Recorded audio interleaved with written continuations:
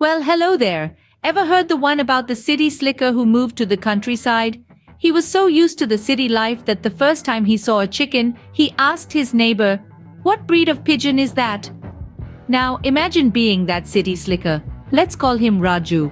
Raju was a man of the world, or so he thought.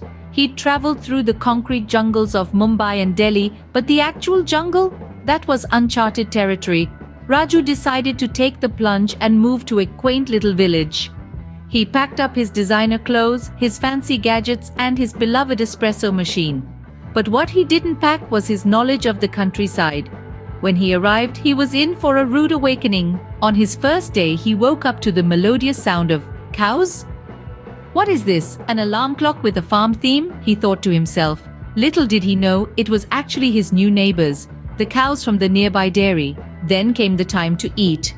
Raju, being a man of the world, was used to ordering in, but in the village, the only delivery was the milkman. Raju found himself in a pickle. He couldn't cook to save his life. His attempts at making chapatis resulted in something that looked more like a map of Australia than a flatbread. And then there were the chickens. Oh, the chickens. Raju was convinced they were a rare breed of pigeon. He even tried to feed them breadcrumbs in the park, much to the amusement of the village children. Weeks turned into months, and Raju was still struggling. He missed his city life, his easy access to food, and most of all, his ignorance of farm animals. But then, something changed. Raju started to see the beauty and the simplicity of village life. He learned to appreciate the fresh air, the open fields, and yes, even the early morning cow concerts. Raju's story is a testament to the saying, "You can take a man out of the city, but you can't take the city out of the man." But it also shows us that with time, a city pigeon can learn to appreciate the charm of country chickens.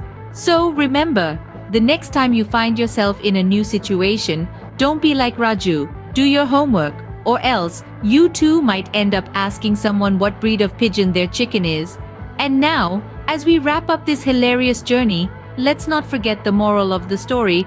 Whether you're a city slicker or a country dweller, there's always room for a good laugh at our own expense. Who knows, maybe one day we'll be laughing at your story of mistaking a goat for a very large dog. Until then, keep your sense of humor sharp and your knowledge of farm animals sharper. And if you ever find yourself in a village wondering about the local wildlife, remember, if it clucks, it's probably not a pigeon.